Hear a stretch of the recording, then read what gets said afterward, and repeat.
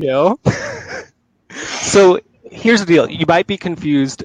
Each week I try and go live with usually one creative business owner and share what they're doing, their lessons learned with other creatives. Today I'm bringing on two experts and bringing them Experts. on. Yes, you guys are both experts and creatives. You're an expert, Adam. We'll find out. Stay To tuned. become one. So I wanted to start out, and Danny, you can take the mic here, but I wanted to explain why I'm talking with both of you, because at the end of the day, you two are really good friends, and I feel like we can have a really awesome conversation with the three of us. So Danny, can you talk to me a little bit about how the two of you met? Yeah, that's a really funny question because I think the internet thinks that we're better friends than we are. I mean, I love you, Adam, but Yeah, I'm a huge fan of yours. So we met in 2015. And Adam was presenting a workshop at this conference. And even though I sat next to him for an hour, he didn't remember me because, presentation blackout. And then 2 years later, Adam, last spring, you posted on your Instagram stories. Yeah, it was last spring. You posted on your Instagram stories that you were about to start a street team, like an old school street team for your book. And I sent you a cold email like, hey, I have some ideas. And I met you 2 years ago and you probably don't remember. And you replied to that email and we got in a Google Hangout. And then we both, 2 weeks later, we both happened to be in Washington, D.C. at the same time. And we got coffee. And it kind of just spiraled from there. Yeah, I mean, that's exactly it. I vaguely remember hosting this workshop. It was the first time I ever hosted a workshop. To be completely frank, I hosted the workshop because it was part of a brand campaign that I was paid to do. And they were like, do a workshop. It can be anything. And I was like, you're going to regret this. and then you saw my thing about a street team. And yeah, I mean, Danny sort of just cold emailed and was like, I have experience doing this. Here is my website. I am very good at what I do. Also, we've met and I appreciate you. And I was like, oh my God. And I was really in this sort of research phase where I was like, what is marketing? What is that? Which might sound strange for someone who already has 2 books with Penguin Random House. It was the first time I really thought about it. So I got this email and it was this guardian angel thing. I had a good sense of what you were like just because you're so real on the internet. And I was like, yeah, this seems like someone I would like. And then when we met for coffee, it was amazing because it turned into a pretty long hangout. And it was I think I just correctly judged your character because you are so real on the internet. And I was like, yep, cool, done. We met. It was friendship on, begin. And it was great. And you did give me really helpful insight in launching my book. My book, Things Are What You Make of Them, came out a few months ago, and it got a lot of press right off the bat. And the street team was a huge support. And the reality is that your advice was indispensable because you're a marketing person and you really know what you're talking about. So it was really impactful for me. And, that's a gift. You're a business and you offered your time for free for seemingly no reason. So it turned out really well. No reasons. Yeah, I feel like there might have been a reason. It turned out really well. So Danny and I were talking before we went live about how important it is to develop that skill and that confidence to reach out the way that she did. Mm-hmm. Because there are so many opportunities like that, and I think so often we feel like we aren't qualified or we're not at a position to send that letter. Danny, was that a challenge for you to hit the send button back then? So if I hadn't met Adam before, I thought it was hot shit because I had met Adam 2 years ago and for sure he remembered who I was. Jokes on me. But it's a case of I had advice to share and this was a person that I looked up to. And he could read the email or not, but if I didn't send the email, then it was going to be a hard no. At least when I sent the email, maybe I'd helped him. You know what I mean? Yeah. Now I have to ask, Adam, I've seen you present once before. When you present, even that first time when Danny saw you, the overalls, are they a thing that are there every time? No. I had been wanting to try to do overalls for some time. I noticed they were gaining popularity with cool people, and I was like, I want to be cool. And then I ended up getting them for free after working on a campaign with Urban Outfitters, and they were like, you can have a bunch of clothes for free. And I was like, Nice. okay, I'll get these overalls, and if I can't pull it off, then I didn't spend any money. And I ended up loving them. I think overalls are so fun in the summer because, you're sweaty and all your shit's falling out, and overalls just like sort of tuck you in. And we were in New Orleans at the end of the summer, and it was fucking hot. So I was like, I'm gonna wear some overalls, and I'm just gonna have all my shit wrapped up. I love it because when I saw you presenting with them, you were like owning them on the stage and like strutting with the overalls. Yeah, because there's like a range of motion that you have with overalls that like has a finite point. Like with normal clothes, you can do whatever, but with overalls, it's like being on a leash a little bit, so your legs go like, that's it. And so I really was like, boop-a-doop. It's New Orleans, so I had been eating a lot of fried dough with sugar on it. And so I was really feeling that sugar. That was, I think, probably one of the most fun versions of a lecture I've given, because it was so like body humor, comedy, like fun moments. But I speak more and more, and I try to keep it really real, because nobody wants to sit there and listen to a white man tell them like what they think you should do. It's like our experience is not the same. And I navigate the world with a certain amount of privilege. I also have a certain kind of head start because I fell into some great opportunities sort of earlier in my career. So just being like a funny, nice dude is my approach to that stuff. And okay. I don't know, overalls hit the message home. So let's go back. Let's go back to that. Because we talked before how, this has been kind of a hobby space for you for the last 12-ish years, the last 4 years it's picked up. Where was like your break in that period? I don't know where my break, people have asked that. I actually don't know if I've had my big break yet, because, and I know that's going to sound like people are going to be like, shut the fuck up, I hate you. But I have done a lot of things, and there are still people who follow me on Instagram who have no idea. People follow me because they see like a cute meme or their friend, or a serious photo, or just like their friend reposts something and they're like, oh, a nice dude, and have absolutely no idea that I've like published a whole bunch of books and done all this product. Like people on the internet, people know as much as they choose to know, and there's so much out there that we don't always see it. So part of me is still sort of waiting for that crossover moment when it's like, oh, here's an author that I really like.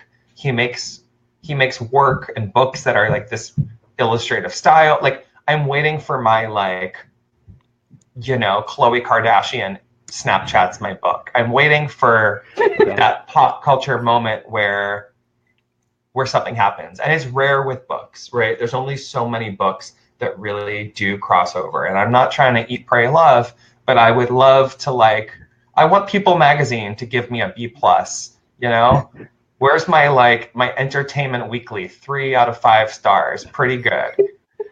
Well, I have to say, when I announced that we were doing this interview, I got several people reach out to me. It was like, oh my gosh, I'm gonna fangirl over this so hard.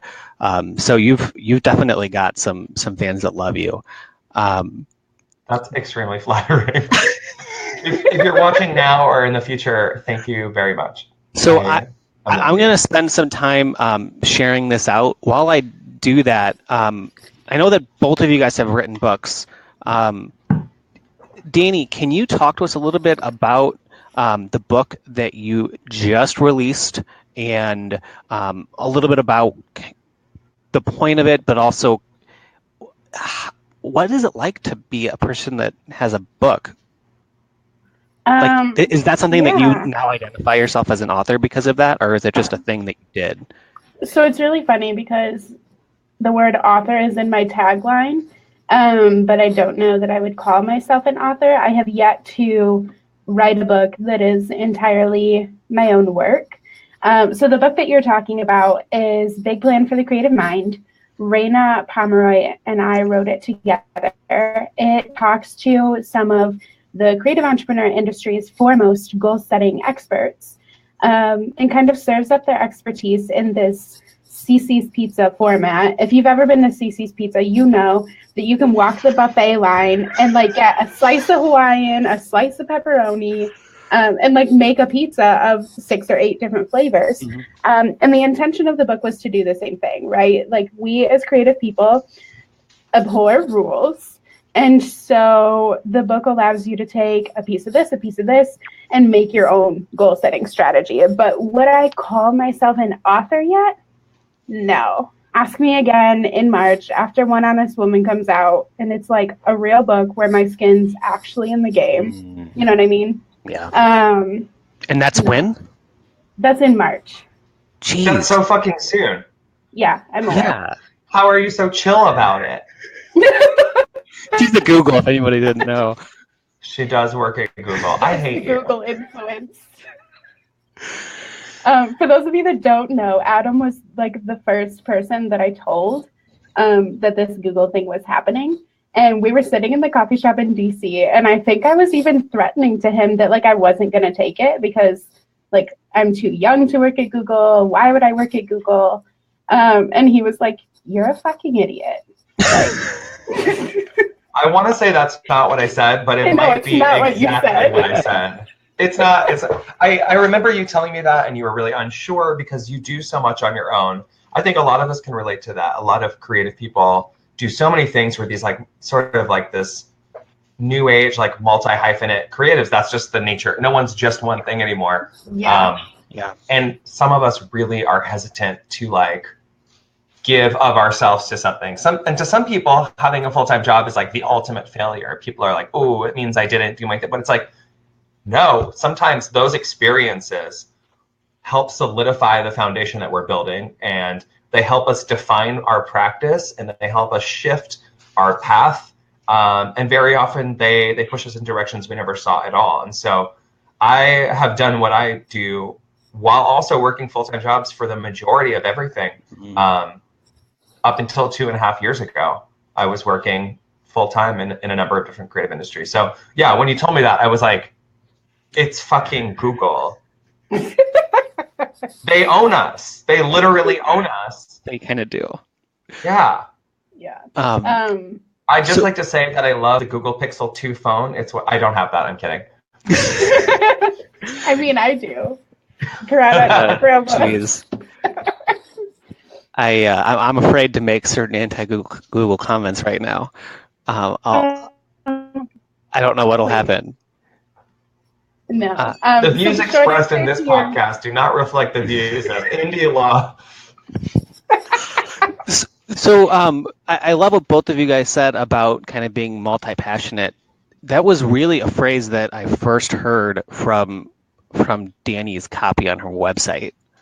I didn't create this phrase for people that are watching. Like, this was not my phrase. Yeah, no, I'm not. The phrase. I'm not saying that you guys coined it, but that idea hadn't really been on my radar, and I think both of you have that side hustling part of what you're doing. That I don't know if all small business owners have it. Well, no, you are already a business owner, and like the phrase goes, you quit a 40-hour week working for the man to work at 80 for yourself. Like, what sane person would then also start a second side hustle and now work 100 hours a week? So I think it takes a special kind of sick person to say, I'm running my own business, but I'm going to try a brand new project that's an 180-degree pivot from what I'm doing. Yeah, I do think it takes a certain type of person. I mean, in my mind, like being a creative is a personality type, and that's something that I've been exploring a lot and thinking about in the same way that, and I think it's more specific than like left brain, right brain, which are things that we throw around a lot. But I think being a creative person is just the type of person that is motivated to create things and make things for themselves. And sometimes it's a passion, sometimes it's a compulsion that feels like it can't be controlled. And there's so many of us who are like, God, like I should have been something else, but then I would spend my whole life wondering, what if I had done this? And so I don't know if that's like a special kind of sick. It's just sort of like, it's a personality quality. It's just it's a thing. It's like it's a kind of passion that we don't always know how to harness, and we feel like we have to. Yeah, I was not really an entrepreneur or thinking of myself as a creative until about a year and a half ago, when I realized that I didn't want to be a litigating attorney anymore, that I actually hate conflict.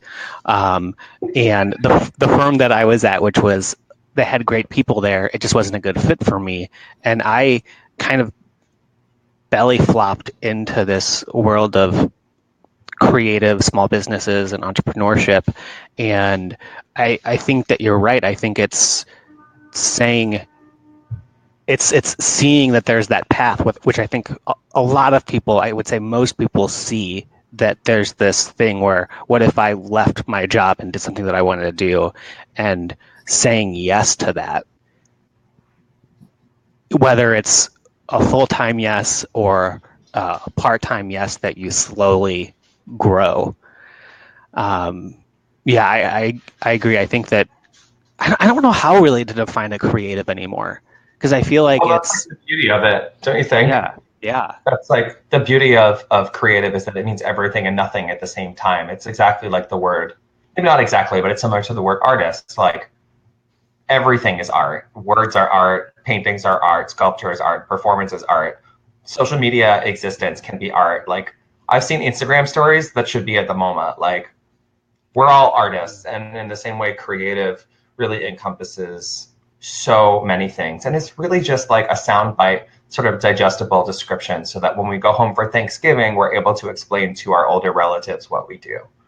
And by older, I don't always mean literally old. I mean people who are maybe just looking down on us. Yeah. People who perceive themselves as being here, who like can't comprehend the reality of what media is today. Right. I can't tell. Am I offending people? If I'm offending you, double tap to like this post. No, this is the first time we've done one of these live shows in a while, so I didn't expect there to be a big engaged following. But if anybody is tuning in live and you have a question for Adam or Danny, feel free to drop it in the comments. So Adam, and don't forget to like and subscribe. Thanks. Adam is on it. Adam is on it. So Adam, the book is Things Are What You Make of Them, Life Advice for Creatives. Mm-hmm. Was deciding to use the word creatives and not artists something that you like put thought into? Like, was there a decision there? I think the point is that when I was thinking of creatives, I was also thinking of creative entrepreneurs, and I was thinking of like a broader sense, because I wouldn't call certain types of small business owners artists, and I don't think they would call themselves artists either. But I think creative sort of speaks more broadly to the creative industry and many types of entrepreneurs. Creatives includes marketers in a way that artists maybe doesn't immediately. And that's the thing about Things Are What You Make of Them, is that it's actually a very broad book. It really is life advice, and the creatives thing and the entrepreneurship thing is kind of a Trojan horse, where then I just sort of give you very basic and blunt advice for living a life that feels more happy or stable. But I'm doing it in my way, where I trick you into feeling good about yourself, and I don't really just like talk at you. It's very conversational, and it's written exactly the way I talk. So it's like there's some cursing in there whenever I feel like I've gotten too cute. Everything is suggestive. It's not instructive, and throughout the entire book, I'm talking about us as a shared unit. And I also like remind you at the end of the book that the book might be crap, and that I'm not an expert, and that don't listen to anything I say. So the entire way, it's very much like when you sit down with a friend to like bounce ideas together. And life advice for creatives was just a way to keep it super loose, sort of focused, but also completely vague. I love it. So, and are you okay with me taking some pictures of some of the pages Yeah. and putting them in the comments later? Okay. Totally. And that leads me into something that I wanted to talk about, which is people are copying your stuff a lot, Adam. What? We're squishing the whole face up. What are your thoughts about if that? I wasn't sitting here with my headphones plugged in, I would go reach to my closet because I occasionally buy knockoffs of my own work. I just think it's hilarious. I actually just ordered a set of pins that are being mass produced by some factory in China, and it was $1.79 and free shipping for 4 ripoffs of my work. So it's like my illustration and my handwriting being sold back to me for like pennies. And I actually got a message from the seller that was like, thank you for your order. Like, if there's an issue, please message me. Do not leave bad feedback on my public seller's profile. And I'm like, oh, you don't even know, bitch. So I saw a recent Instagram set of stories. Was that the situation that caused those, or was that a different thing that happened recently? So that's a recent situation, and I'm not going to speak about specifics. I don't think we need an internet pileup. That already happened. We already fucked that woman's life up, rightfully so. But yeah, something. So one way that my work is ripped off, and one way that creative work is ripped off, is that the work is mass produced overseas and then sold wholesale to people in other countries. And so it's not that a small business in the United States. So this is in this case, it was a Los Angeles-based company. The company in Los Angeles didn't go to my website and steal my art. What they did is they purchased work that they should have known that it was illegally reproduced. They purchased it and then they were reselling it. And you can't always know what every single artist's work looks like, as opposed to like purchasing like a heart shape from a wholesale distributor. But in this case, it was like a whole bunch of stuff in some distinct and popular styles. Some of it was recognizable characters. Some of it was like logos owned by Mattel or Disney. Like, at a certain point, if some of the apples are rotten, you got to check the other apples.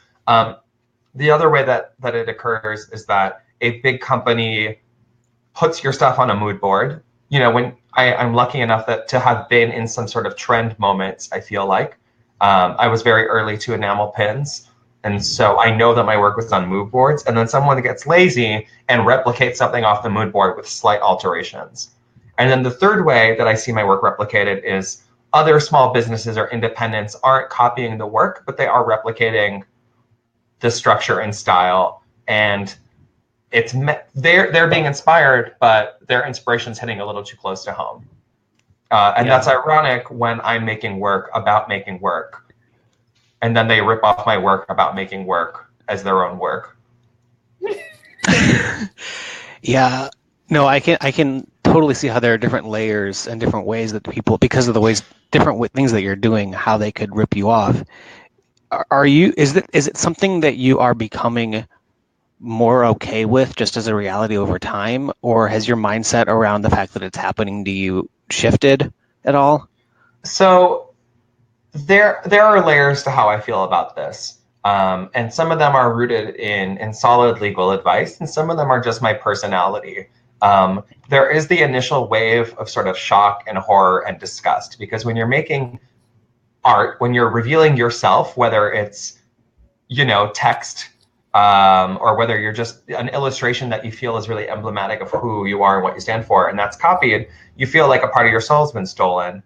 And it's just like fucking insane, and your world turns upside down for a second, and you're just like, wow, why do I do anything? I'm just going to stop this. Like, I'm so vulnerable and I've been attacked. And then the other side of it is and people always say this in the comments. If you're watching this, never say this. People say imitation's the sincerest form of flattery. How amazing that Zara loved your work so much that they want to sell it. And then the third feeling is like, okay, I can cut off an arm, but if there's a factory in China that's selling my work for 40 cents a piece, it's very hard to do anything about that. So I have a range of emotions and reactions. I do have some of my favorite work I have filed for copyright, and I I actually have my like registered copyright letter. I just got a letter in the mail with like my certificate for one of my things. Those certificates are funny, aren't they? Yes, I felt like Like, what do you do with them? Yeah, I just have like a shit ton of paper smushed in here. I feel like it would be really cute for this video to like find it, but I'm not going to. It's okay. Anyway, yeah, file some copyrights and take legal action, but also know that that's sort of the last thing is that some of my work is really simple in nature and actually does not qualify to be copywritten. And in some cases, if it's really text-based, maybe it can be trademarked, but some of my stuff, I can't copyright an idea. Right. No, that's really hard. And it can sometimes make that a difficult business decision of, if this is something that I enjoy making, but there's really no way to protect this line of items that I'm producing, do I still do it? Or does the fact that I know I can't protect it mean that I should pivot in some way? And that really comes down to, are you a business? Are you a hobbyist? Are you just an artisty type person that creates because they feel like they need to? And sometimes there's not a clear answer to that. And sometimes we're all of those things. I think I'm all of those things. You know, there was something that I make that I really enjoy. It's a little illustration of a postage stamp, and I write forever on it because I'm obsessed with the idea of forever stamps. This is something that's only in America.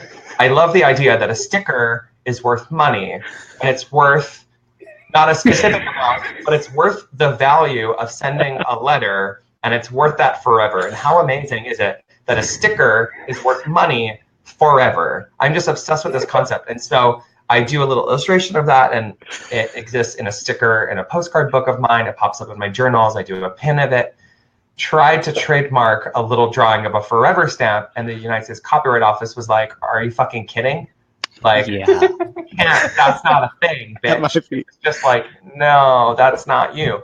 And that was that moment of like, oh yeah, duh, this is something that I really like, but it is ubiquitous, and that's fine. And I did not stop doing it. I still love it. I just recognize that like I can't own that. No one really owns that. Yeah, I love that idea though, and I think you have a really healthy response to a lot of those things, because as an attorney for creative small business owners, I'm finding myself more often than not being a counselor. I was going to say, you're like a therapist. Yeah, and people will come to me and say, hey, this bad thing just happened. And I walk them through, okay, like, let's vent out about the fact that this sucks and you're feeling your feelings about this.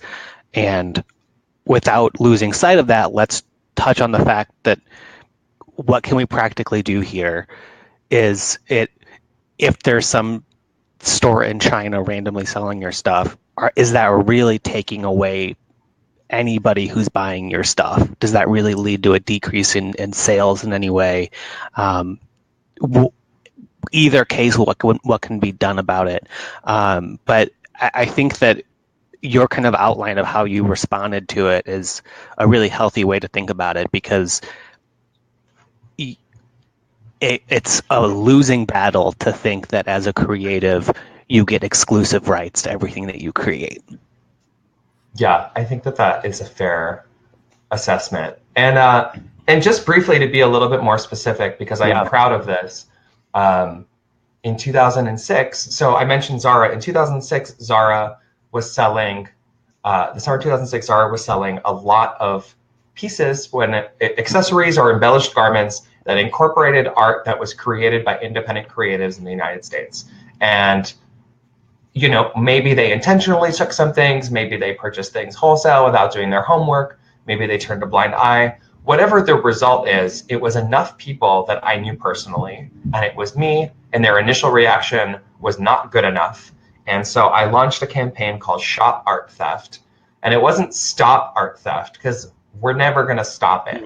But it was Shop Art Theft. It was, here's what was stolen, and that's bad. Here's what the originals look like. Clearly they are better. Shop from these people. And so it was, where is the silver lining in this? Because the case got a lot of press, right? Every media outlet was like loving the opportunity to tear down the world's largest fashion retailer. That makes for juicy clickbait.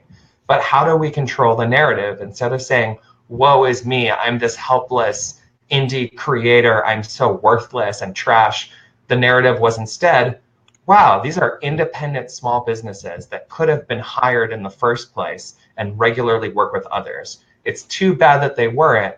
Wow, I'm going to follow these people. I'm going to discover new artists, and I'm going to purchase the originals to put more money and social engagement in their pockets. And we ended up shining a spotlight on over 20 different artists. And instead of one person sort of reaping the media coverage, it was distributed where a Canadian outlet covered a Canadian artist, and an Australian artist covered, or Australian media covered an Australian artist. And so we literally got independent creatives in major world-class newspapers by flipping the narrative. And so shoparttheft.com is still up. Okay. I will never take it down. I will keep renewing that domain name because I think it still serves a purpose of, this is something that occurred. This is part of Zara's corporate history forever. And these are the artists who were available to work with and were ripped off. And one last thing to say about that is I'm very proud that we are a permanent mark on Zara's corporate history, because when Zara is accused of taking work from another company, and sometimes when other companies are accused of taking work from a small independent artist, our case is brought up. And I'll get like a Google News hit for my name, and it's just like a one sentence like, oh, and in 2016, Adam J. Kurtz and Tuesday Basson led the charge against Zara. That's forever. And there's no amount of money that can erase that from them. That's and so cool. It's cool to be just like a small thorn in the leg of a lion. I take pride in that. And, you know, and the media attention helped secure a great lawyer for the group. And there's like a group legal action. I'm not a part of it because I'd rather talk shit than get a payout. I think it's meaningful and important to be able to talk about this in a public way. So it's the site is still active. It's still being maintained. That's really cool. It's nothing updated. It refers to a specific case. Yours does, but that enforcement group that you said grew out of it, is that still a? So it's not really an enforcement group. The shoparttheft.com is more of like an archive. It's like a historical artifact of like, this happened and all the images are backed up. But we do also have the shoparttheft.tumblr.com where people upload submissions of other instances. And it gets submission, you know, every week there's like someone whose work is stolen somewhere. And sometimes it's a small business ripping off another small business. Other times it's Target. So shit definitely keeps happening and will keep happening. And the way we respond to that really affects the outcome. Okay, so hot seat question real quick. And if you just want to pass, you can pass. But I feel like you'll have a good response to this. If, let's say someone like Target reached out to you tomorrow and said, hey, I want to promote, like we want to work with you. We want to promote your stuff. Or a better example, I saw on a Facebook group a couple weeks ago, someone was reached out by a company who was working on a Super Bowl ad and wanted something that they handcrafted in the background. If you're presented with those types of collaborative partnerships or larger vendors that you can work with, are there certain questions that you've learned to ask up front? Or do you just say, hey, talk to my PR person? So I don't have a PR person. I actually have no people except for me. And this is something that you learn. So you've described two things that are actually completely different. So set decorating is a thing. And I'm not super familiar with it, but earlier at the beginning of 2017, someone from a production company reached out because they wanted one of my pieces to be in a bedroom scene. It wasn't part of the plot. It was just in the background of a scene of a Netflix TV show. And they were like, this is pretty standard, but we need a release. And you do get like, we have a set small fee that you get. They'd already purchased it at a store. They just wanted it to be there. Is that okay? And I said yes, and that was fine. And in the case of working with a brand like Target, I have worked with, for example, Urban Outfitters. I designed a collection with them. They produced it and sold it themselves, but they paid me an upfront royalty based on the total quantity produced. And I was well compensated, and they promoted me as part of this collection. And also with Urban Outfitters, I had them wholesale product from me and carry it in their store. So two different arrangements, but in both cases, the answer was like, fuck yeah, that's business. That's exactly it. That's the right way to do it. And of course, there's a range of questions you got to ask, and you got to find out how much they're going to pay you. And if it doesn't feel like enough, you ask for more because they have it. But yeah, them reaching out to you first is a pretty good indication that they're doing it the right way. And I have to say, big companies seem scary. We have to remember that big companies are just full of creative people who have jobs. And so there's nothing to be afraid of when you work with a brand. A brand is just a company full of cool people like you who want a steady paycheck, which we can all relate to. And they want to spread the money around. Yeah. Well, and Danny knows that now. Yeah, I mean, you work for Google, you're still Danny. Well, I mean, even before that, it's so funny that he said set decorating. I used to work at Whirlpool. Like anyone who knows who Whirlpool is, they do TV commercials. We literally did that. If you wanted something in the background, you had to make sure it was cleared with the artist. We had a whole set of protocols for when we were filming Whirlpool commercials. Like some companies do it the right way. Yeah, I would say that most big production companies do because they know better, and it's cheaper to do it right, and often it's like it can be part of a great PR story to do it right. Mm-hmm. One thing that I loved that was like I mean, I don't think anyone who watches this is in a position to like fuck shit up about this, but when Zara was in the middle of this sort of public PR disaster, Urban Outfitters had already been wholesaling pins from a lot of the affected artists. It was I mean, it was just on trend, and Urban Outfitters was doing it the right way. And they did an Instagram post that featured specifically, it was artists who had been ripped off, and they didn't say anything about Zara, but they were just like, here's some of the great artist pins available at Urban Outfitters or purchased directly from the artists. And it was this like amazing fuck you to another major retailer. And, you know, Urban Outfitters was on the right side of things. Yeah. And how great is that? When you do it right, it's like a win-win. You get to use the thing, but you also get to say that you worked with an independent artist and be seen as someone who supports entrepreneurs and supports small business. Yeah, I really like that because I think there's this sense of a divide right now between small indie businesses and large businesses, and I think there's definitely a way for collaboration. So, Adam, I'm so grateful for your time here. I wanted to give what I can with the time that we have left. We talked before about real briefly about some trademark stuff, and so I wanted to use some of the call here just to go over some trademark basics for anybody who's listening, especially if you caught this video because you're into Adam and what he's doing. You're probably more familiar with copyrights than you are with trademarks. Yeah. Also, I have questions. I'm here to learn. So this is I'm going to learn something now. Yeah. So people, I mean, the big starting point is copyrights protect a work of art that you make in some way, whereas trademarks protect brands. There can be some confusing overlap. You know, like a logo can be both a copyrighted image, this expression of art that you made, but also associated with your brand. But like the book can be copyrighted. The title of the book cannot be protected by copyright laws. It's kind of rare to have it protected by trademark laws.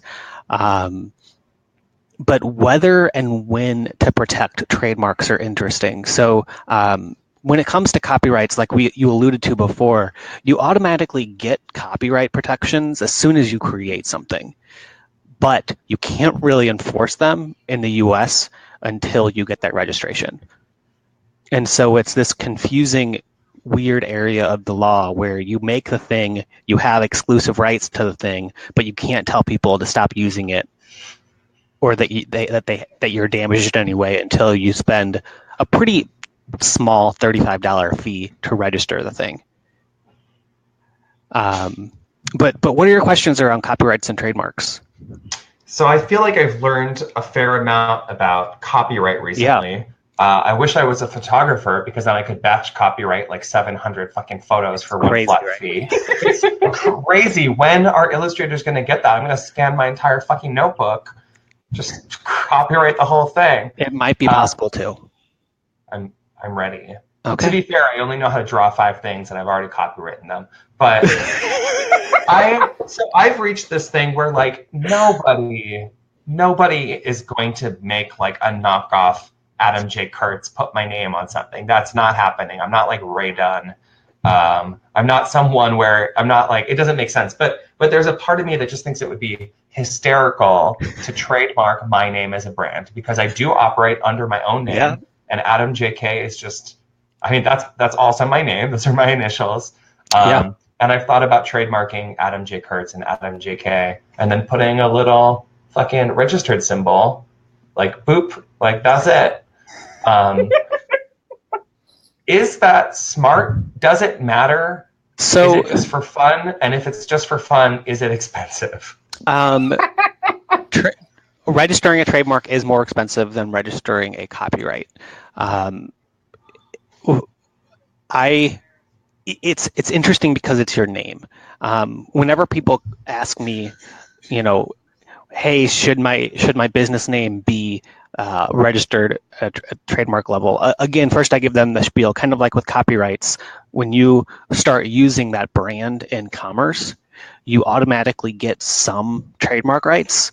But the way that the laws work, you automatically get regional protections. So in order to get the federal protections, which most of us business owners now need because of the internet, that federal registration becomes more important. And so what I tell people is, look, if tomorrow you received some notice or email or call from somebody saying that they are using a brand that's either the same or confusingly similar to yours, and they were forcing you to change the name of your business, obviously that would suck.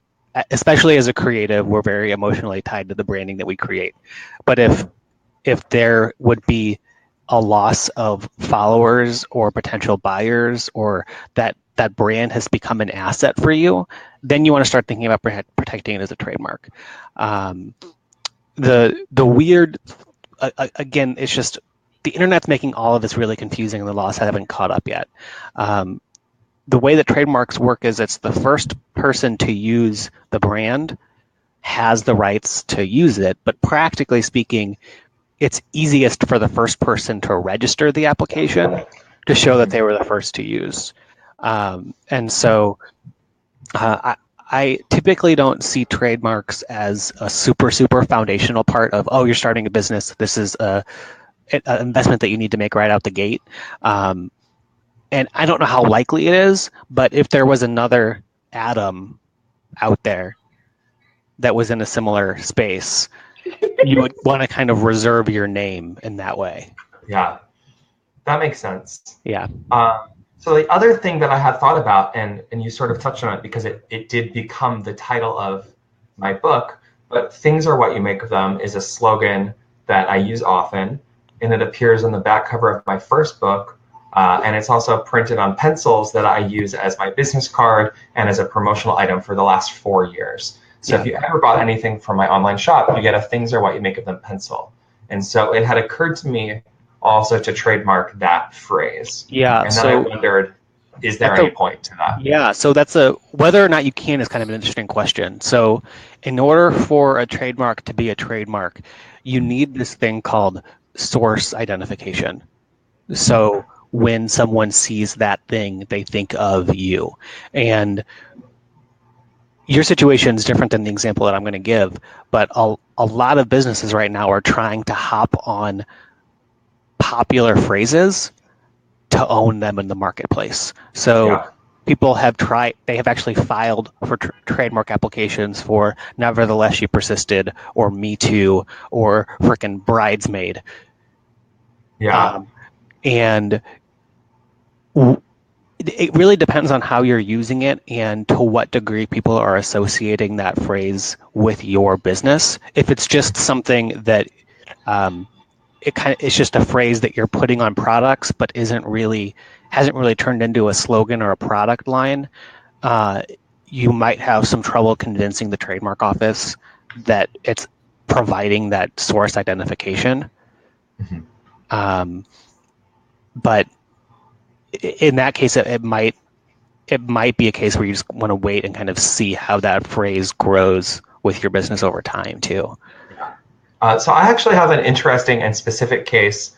I'm not sure where the line into slander comes.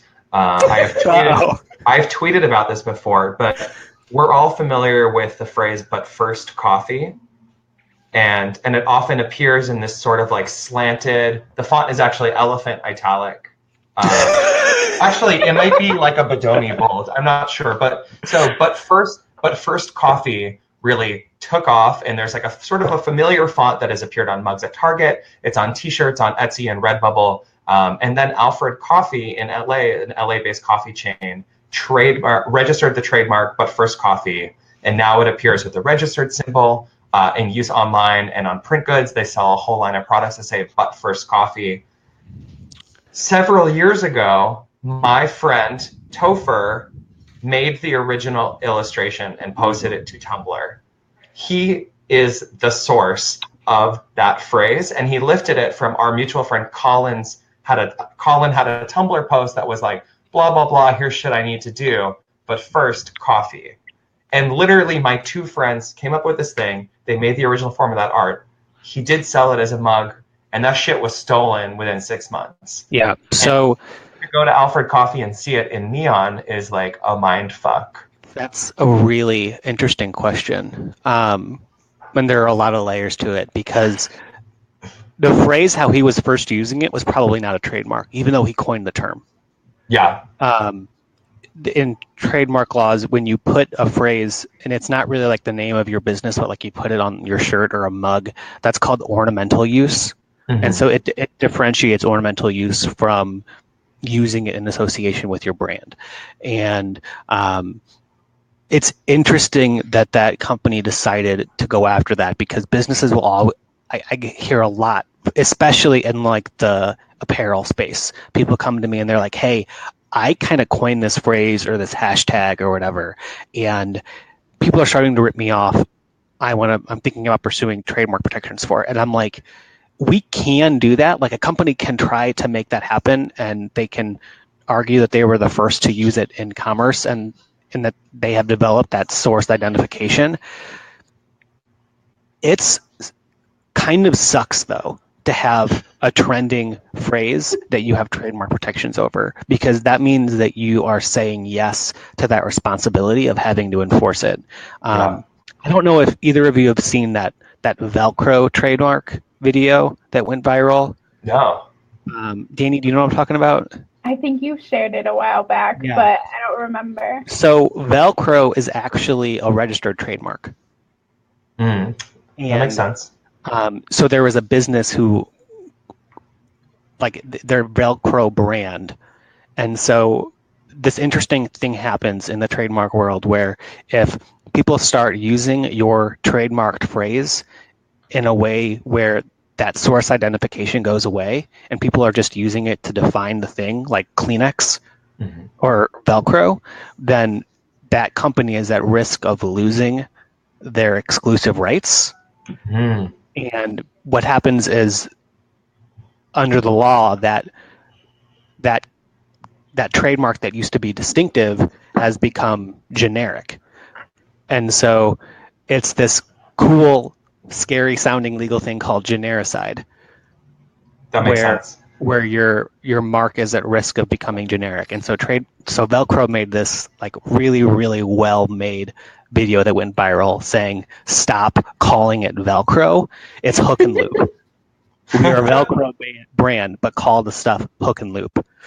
And so when you see kind of on the horizon that a phrase that you're using is trending or has capacity to be trending, you have to realize that part of you keeping those rights is you preventing it from becoming a generic term. Well, so I just picked up this box of Kleenex brand tissue, and I noticed that everywhere they say Kleenex, it says Kleenex brand tissue. Yeah, and that's it's like right under the registered mark and part of the logo lockup. It actually says Kleenex brand tissue 3 times on this box. Yeah, it's so weird because I did not go to law school thinking I would be a trademark attorney. I made the transition to this practice area a couple years ago, and I'm not much of a sports person. What are sports? But I went to a baseball game maybe 6 months ago, and It happens to the best of us. if you ever now that I will never be able to watch a baseball game or any sports game the same way I did before, because there are so many brands with the registration symbol or the little TM everywhere. And it basically schools you on figuring out what businesses have their stuff together and have a registered trademark, or they can't put that circle R around their brand. Oh, I see. Because you use the TM if you don't if it's not registered. Right. So it's hard to turn that off once you realize that's a thing. Wow, I have a new complex that I didn't know I needed. Sorry. I'm just looking at the objects in my room like, who's a cheap bitch? Camelback, registered trademark. I keep saying bitch today. I'm so sorry. My husband and I sort of like ironically call each other a bitch because it's so like loaded and awful. Okay, real quick. And we love each other. Your husband, Mitchell, right? Yeah, Mitchell. He has what I think is the coolest Instagram feed right now. He is very just a cool person. I did well for myself. Like, very pleased to fall in love with a cool person. Because sometimes we fall in love with not cool people. For example, my friend Mitchell Kuga fell in love with an idiot. So Mitchell's Instagram is just like the tips of things. And it's so cool. For years, it's like a humble brag. It's not a brag, but it's like, oh, I'm in Paris, just the top though, not really making a big deal about it. And he's from Hawaii, so there's a lot of blue skies, which everyone loves that. It's just so soothing to see like a bunch of blue skies. No, it's a cool one to follow, and I'm kind of new to Instagram, so it's just a really cool concept for a feed. We can wrap things up here real quick. Just wanted to remind everybody who's watching, Danny and I sometimes joke about dating online. We are not dating. I feel like people probably get that, right? Well, Context clues. You'd think so. Well, Adam, I went on my first date with a boy in 5 years, so we can catch up about this later. But that seems bad, just because men are so awful. That's very true. But before we go, I have one final question for you, Adam, which is, where do you buy your shirts? So actually, it's Urban Outfitters brand. Okay. Their brand is called Feathers that they own, and it's just a single pocket tee with a bit of a scoop neck, and I own like 24 of them. I got rid of all my other t-shirts except for my Michelle Branch tour shirt and a Casper the Friendly Ghost tank top, and I wear this t-shirt every day. And it's comfortable, it's flattering, it breathes. I'm not being choked. I think it's really changed my life to just know what I'm wearing every day when I wear it. It's like your Doug Funny thing. I've got it. This is just a Target video. I'm glad you said Doug Funny, because a lot of people are like, oh, like Steve Jobs, and then I have to be deeply complimented. But instead, I guess experience being Doug Funny. Hey, I think Doug Funny was awesome. I'm team Hey Arnold. I can't Doug because I'm Hey Arnold. I think it's one or the other, right? It's very I only say Doug Funny because I do love Hey Arnold. I only said it because there is a scene in like all of those cartoons, like they wear the same thing every day. Yeah. But Doug actually did like a head nod to it in an episode where he opened up his closet and it was the exact same outfit. I love that. On the rack like 10 times. My whole closet is all black. So I live in Brooklyn. I live in New York. What does that mean? If anyone's wondering why this is occurring, it's because I live in New York, so all my clothes are black. Is that a thing? Yep. Yes. Yes, it's a thing. I don't even. I was not this person and I became this person. Life is hard. Life is just like it's just like it's hard to do everything. So I think people simplify. It also looks like, depending on the quality of this video, it could turn out looking like you have a really nice, well done hairdo instead of a hat. Just a round hair. Yeah. No, this is my. Hey y'all. Hey YouTubers. Today I'm going to show you how to achieve a perfect. So you're going to want to take your beauty blender and really get in there. I missed the boat on being a beauty blogger. Those people get so much free shit. Like a stupid amount. I don't get that much free stuff. People think that I might. They're like, oh, Instagram followers, you must get many free things. That's not true. That's good to know. No, I don't have Because I don't to want that. People are like, hey man, I'd love to send you like this, and I'm like, no, that's okay, thank you. Yeah, well, that's the reason why I asked about the shirt. Was I asked him beforehand what shirt size he wore, and he was like, don't. I wear this shirt all the time. Oh, dragging it. You know what? I do that a lot. And I loved it. I visited the Twitter office, and they were like, what's your shirt size? And I was like, let me stop you right there. They were like, come on, man, it's a Twitter shirt. Are you sure? And I was like, very sure. So they gave me a blanket, like a fleece blanket with the Twitter logo. So now I can be like completely smothered by Twitter in real life. I love that. Well, yeah. Thanks to both of you guys. This was a really fun conversation. Danny, thanks for being here. I hope that you were able to talk as much as you wanted to without Google getting upset with you. We didn't. I mean, I didn't really give Danny that much space. I just talked a lot and fast with the volume of like a raging river. Danny, you're so like zen. It's okay. This was like a break from all you do at Google is talk. So this was nice. Well, we loved having you too, Danny. You look real warm. I'm too warm now. Warm. Yeah, I'm. Oof. All right, you guys. I'm a fan, so I'm feeling cool as a cucumber. And with that, it's you farewell. See everybody. Bye, guys.